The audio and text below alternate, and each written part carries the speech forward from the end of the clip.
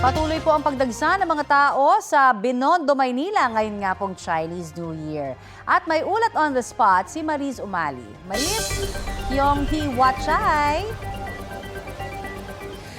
Gongsi, Patchay, Connie, at kahit nga medyo umaambon pa rito sa Binondo ay hindi pa rin napigilan ang mga tao na magsaya at makipiesta dito sa oldest Chinatown in the world, ang Binondo.